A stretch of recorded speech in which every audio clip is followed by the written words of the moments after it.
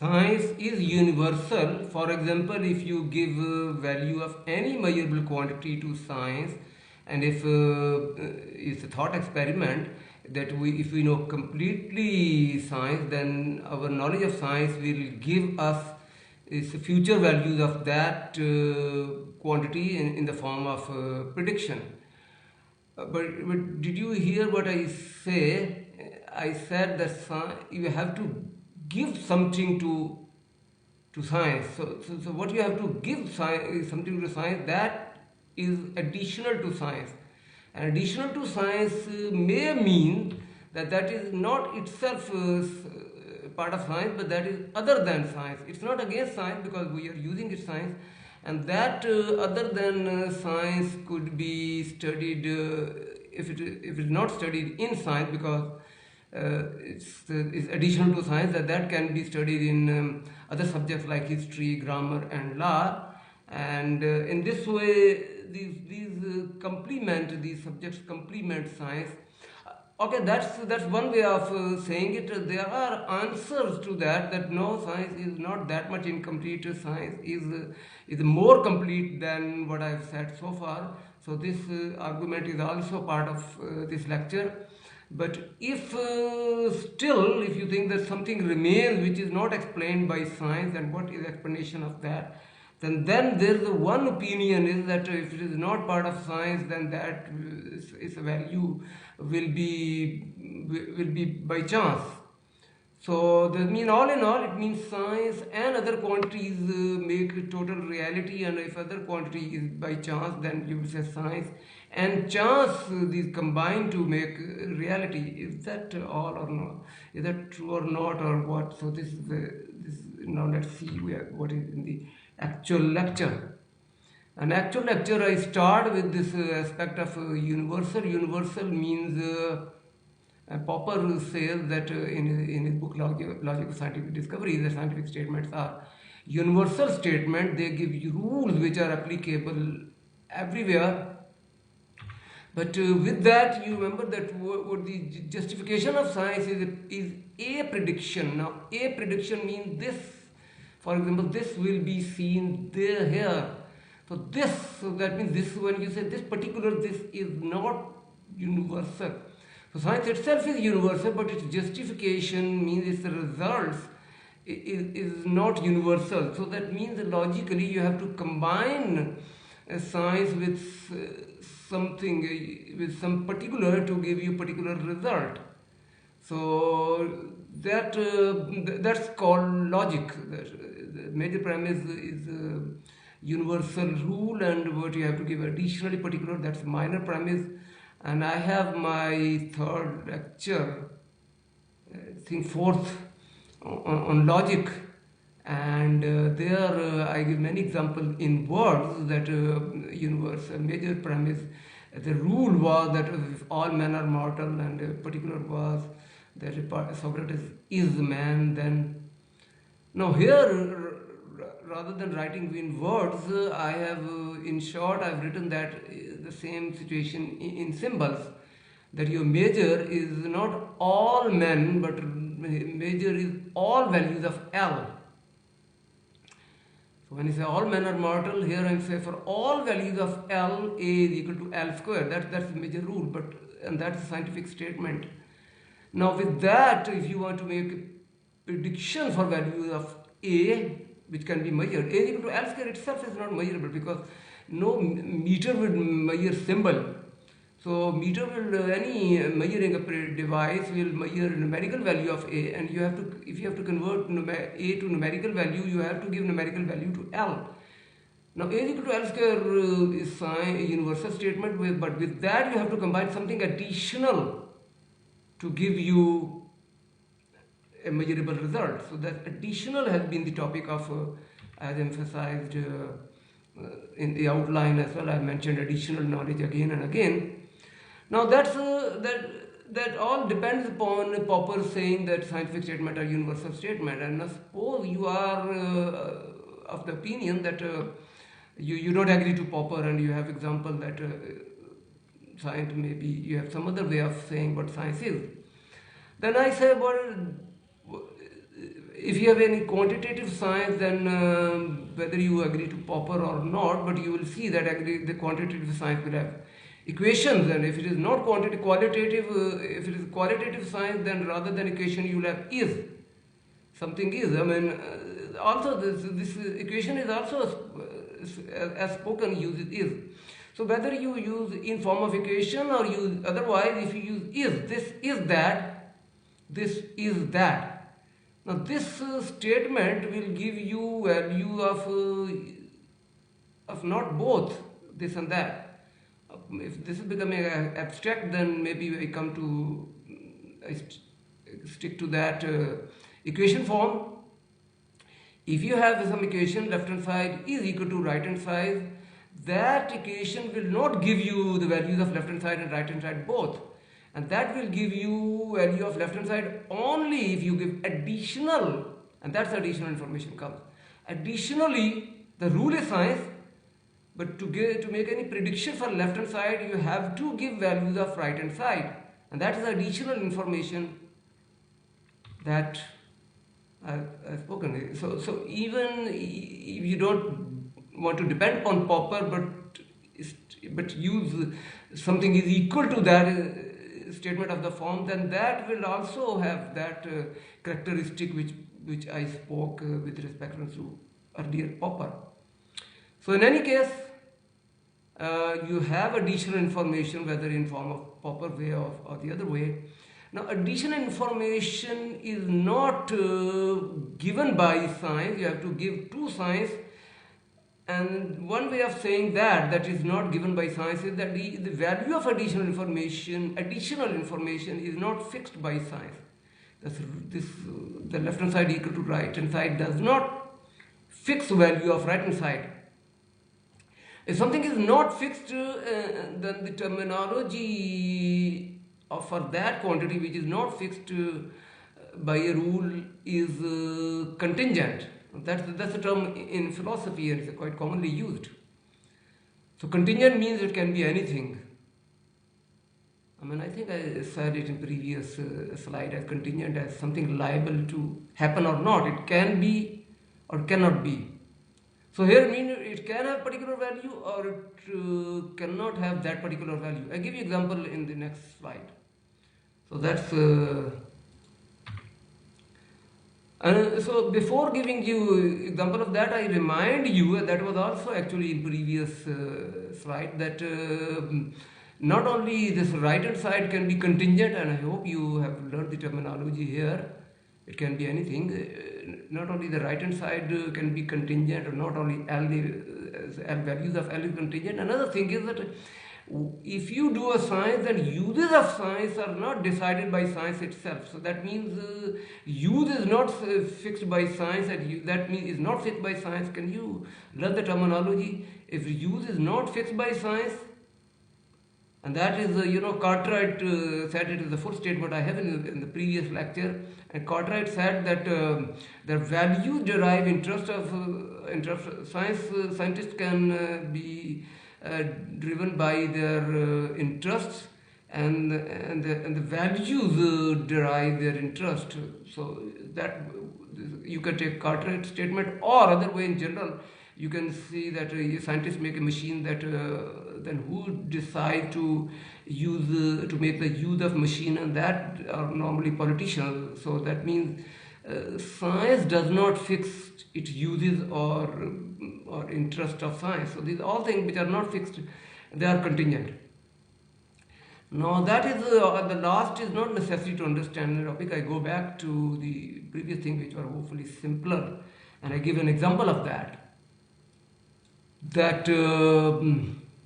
And before giving you example of that, I say I include a statement by Popper that tells you that they say the same thing which I said in the previous slide, but this time it is with the reference. So if previously you are worried that it's only one lecture is giving you something very new about science to you, then it's not, that I clarify, it's not only me It's a Popper as well who has said that singular facts seem highly contingent as compared to natural laws.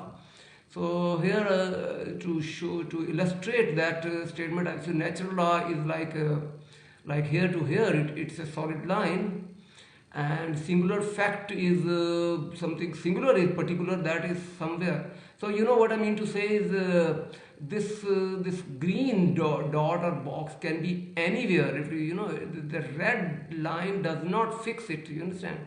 If it is not fixed by red line, that means it's a contingent with respect to red line, that is contingent with respect to natural laws. So that is hopefully it's nothing new. It's the same thing which I said in the previous slide, but only new thing is that is, I've told you that this is given by an established philosopher, namely Karl Popper. And now I give you another example of that thing, which is in the previous slide. I said A is equal to L square. That was a mathematical example. And if you are not that much familiar with mathematics, then maybe another example is needed to you. And that is example could be that if your natural law, or you know this rule is that all metals, all means here any, all metals expand on heating. Now that will not fix the the name of the metal. That can be anything. If, for example, if you numerically tag metals, then that means I will say that will not give you which number of metal will be. It could be 11th metal, or but this, if for example if I said 11, that's contingent. It could have been anything else. It could have been 7th or anywhere. So this is, the number is not fixed, so the number is contingent. So that, I think to me it was just repetition of what I said. Now, having said twice, giving example twice, and now go to something that is not matter is not that simple. There can be an argument that science is not that much incomplete, and the argument is that if something is not given by one particular application, one project of science, that may be given by a previous project. The numerical, in the first example, L is equal to 3 was not given by science, but there may be a previous formula which gives you value of L. And the second example, it was a metal number was not given by science, that science which I said, but it may be previous project give you pinpoints which metal is suitable for that particular application at that particular time. Okay, now maybe that's something new. I've said it, and to give you example of that, what I'm saying, what I said previous project. So if that is something totally new word for you, to give you example of that, I say, for example, if you throw a ball, if you give initial position and initial height and initial velocity of a ball, then science will tell you final position and all final speeds and directions and all the information. But you gave to science initial height and initial speed and initial direction. So that was given to science, and in that sense science is incomplete. But actually there can be argument that science is not that much incomplete, because what is not given by science and given to science, that can be given by science if you work out the science of the body of the person throwing the ball. You understand? The body of the person throwing the ball is composed of atoms, and if you solve all the equations for all the atoms of the body, and that science, the previous project, you understand, that will be previous project, and that previous project will give as an output the height and speed and direction of the initial height and speed and direction of the ball. So that I hope I have illustrated the concept of previous project. So in general, you can say the previous project will give you output, but previous project will also use some input. So all in all, the thing has become lengthy, but it has become not clear. In the sense that will this eventually, previous problem, will this series of sequence, sorry, of taking values from other stop somewhere, and if it stops somewhere, then at that place science will take something from outside. Now, is that place is only at the start of the universe, or it can be after the start of the universe? It can be in actual working of the science. Now, that's a huge question about the whole science, totality of all science. That's a difficult question, and I think rather than I and you working out equations for all the science, I think let us hear from a physics Nobel laureate who is maybe as qualified enough, or whatever you say, that at least is qualified than many more to say on the matter. And what Gell-Mann, physics Nobel laureate, who discovered quarks, if you have heard the name, and his popular science book is Quark and Jaguar. In that, Gell-Mann writes that scientific theory cannot by itself tell us all that is knowable about the universe and the matter contains. Additional information is also needed. So other kind of additional information. That means, so what I said through simple examples, and Gell-Mann says about the any scientific theory is not only the A is equal to L square type of toy theories I was discussing. This is true for any scientific theory, and there's no. It's also said by Gell-Mann that there's no fundamental laws. Theory can supply a theory of everything.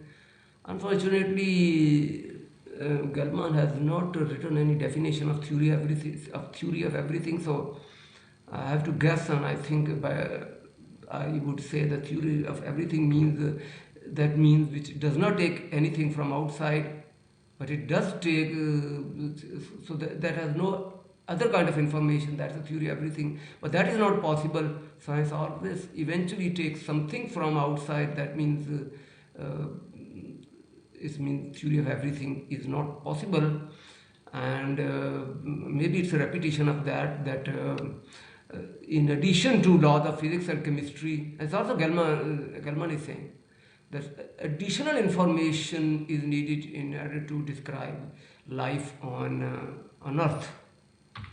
Now, so that's the same thing said in three different ways. And now I come to the next question, which is that how to get that additional information. And here Gell-Mann said that additional information can be given by observation. That if you have a thing, you closely look at that. For example, I said initial height or initial value of L, and saying that is given by observation. Now, so maybe you would like to say what is reality, and is reality, if you have been thinking so far that reality is in principle given by science only, that I have made you thinking about that, because for an actual you have science and some additional information. Now, is so that the science and additional information, do they combine to make reality or not? That's a question. And on the way to that question, first I discussed something, that what we have to say about additional information. What is the relationship of science with additional information? Is it against science, or is only different to science? And the answer is additional information works with science, so it cannot be against science. It's only other than science. So Stanford Encyclopedia of Philosophy has the article "Science and Pseudoscience." Is the article in that section is 3.1, and there they give a label to science, that if something is against science, that is unscience. But if something is other than science, without being against science, that is non-science. So that means, so that gives you for future discussion, that's your label of additional information, because additional information is so it's un or non. Think of that. It's a non-scientific. Additional information is non-scientific, not unscientific. And example of non-scientific means additional information to science that can be in history, it can be grammar and law, and that's why we study other subjects than science as well in universities also. Another example of non-science, additional to science, or not clashing with science but still knowledge, that could be everyday knowledge, that you are sitting somewhere in some room, and there are a number of persons in that room. What are the names of the person, who are they, and this is the information which is not given to you by science. You have not solved any equations to get that information, but that is not against science as well. So that is a non-science. So now the next question is, what is the explanation of that additional information? Before deciding that what is the reality, we have to decide what is the explanation of additional information, and that explanation will combine the science to give you maybe origin of reality. So before that, to decide that, we have to give origin of additional information, and Gell-Mann says that simple rules, including initial conditions, maybe initial condition of the universe, what was universe, how in what state universe started, rules, and the start. I think I've said initial information as well. I mean, I gave in a simple example, A is equal to L square was combined with L value, that's initial value, and the ball case, initial speed. And Gell-Mann generalizes to the whole universe and said initial condition of the universe, that has to be given, and rules, and that's about the very start of the universe. But during the next proceeding, after the initial start, not at the time of Big Bang, but in the normal working of science, if something is not given, something can be that which is not in the very start, but still in the process of science, that is also not given. It is also not given, that not given by science. It's only given by observation. Its explanation is, and the Gell-Mann's chosen word is chance. The chance is given you additional information, and that will give you totality of what you see. Now here maybe I should remind you that if by chance Gell-Mann means something which is not repeated, then the usage of word chance is controversial, can be controversial. Now I tell you one thing, those of you who know science, or those of you who can remember the word quantum mechanics, and if you don't know quantum mechanics, just take it this way, that there is a modern physics theory which gives you only, for example, probabilities. Now if you know probability of a dice, that each side has a probability of 1/6, now that will not give you, if you throw a dice once, that will not give, this probability will not tell you what will appear in your first attempt. So in this way, so the probability, if you replace the probability with quantum mechanics will not give you what will happen in individual and non-repeating particular. Now some people say that quantum mechanics does not give you any information about particular, but quantum mechanics gives you information that particular was by chance. So that way of saying is, I think that has a logical contradiction. If quantum mechanics does not give you any information about individual, then quantum mechanics does not give you. You can't combine with that quantum mechanics says it by chance.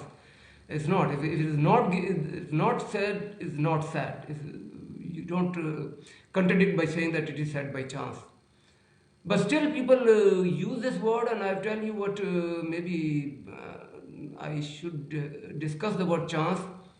Still, you may like that, you may not like be suddenly closing the chapter in this sudden way, then if you want me discussing the word chance, then I remind you the definition of chance by Stanford Encyclopedia of Philosophy, the article chance and chance and randomness. Sorry, this article in Stanford Encyclopedia that says that chance is single case objective probability, and that means that is what is implied when I say the quantum mechanics says about single event, single case, that it's single case probability.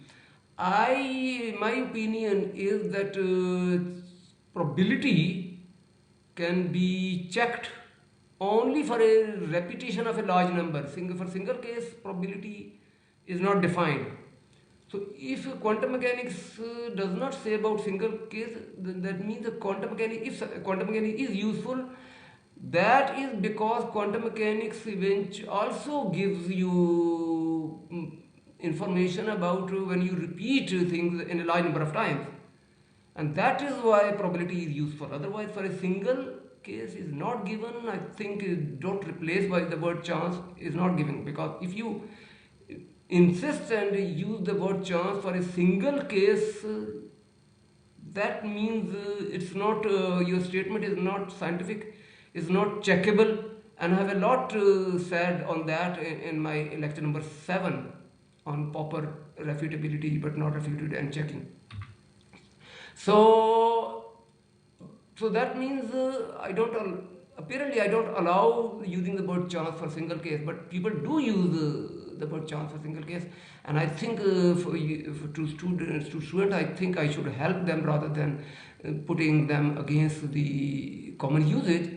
And I've tried to guess what people mean when they say chance, when they use the word chance for a single case, and I think my result of my effort is that when they say for a single case they say chance, what they mean it's implied, although they do not always explicitly say.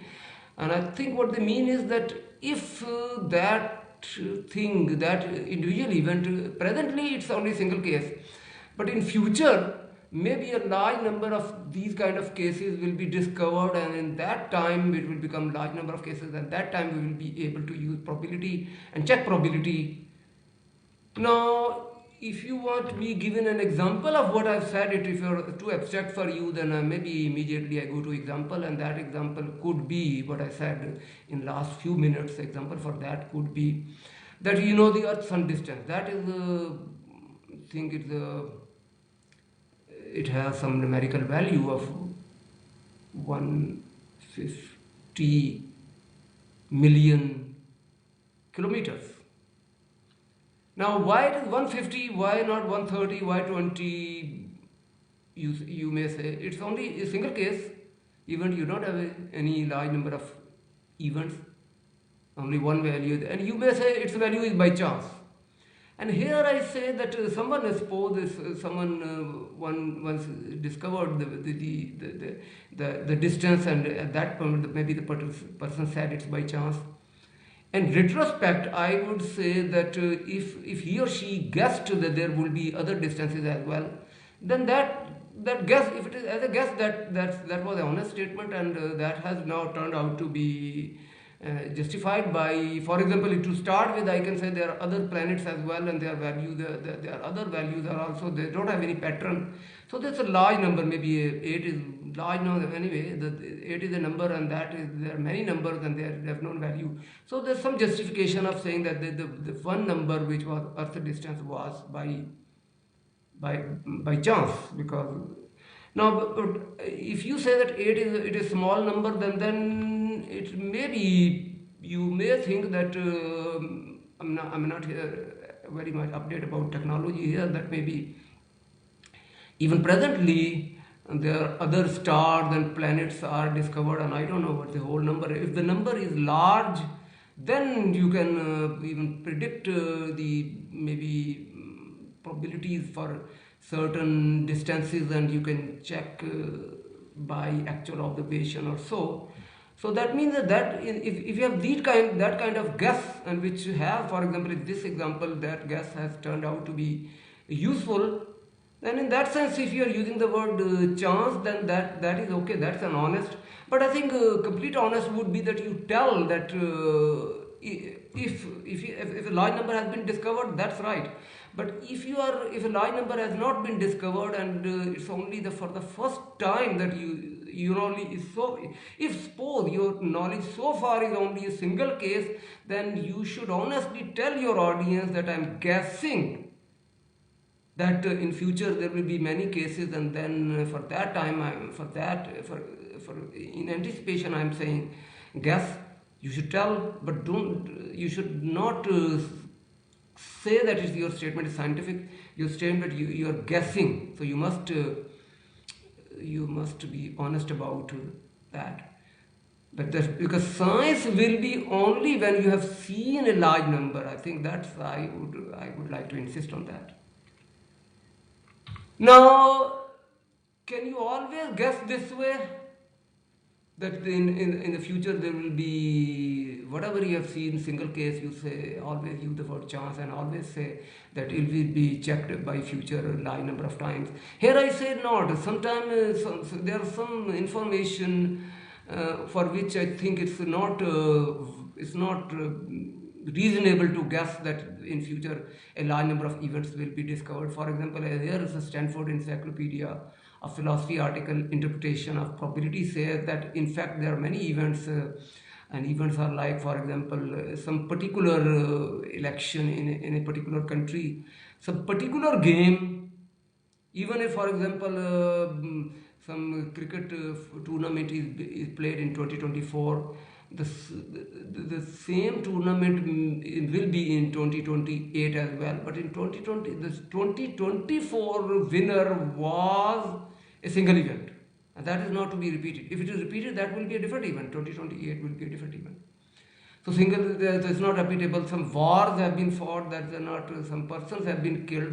These are not repeatable, and you don't expect to have a large number to check probabilities and check the usage of the word chance. And with that, even Stanford says that can be early of the universe, maybe start of the universe is also something that happened only once, and you can't think of a large number of such events and probabilities and eventually chance.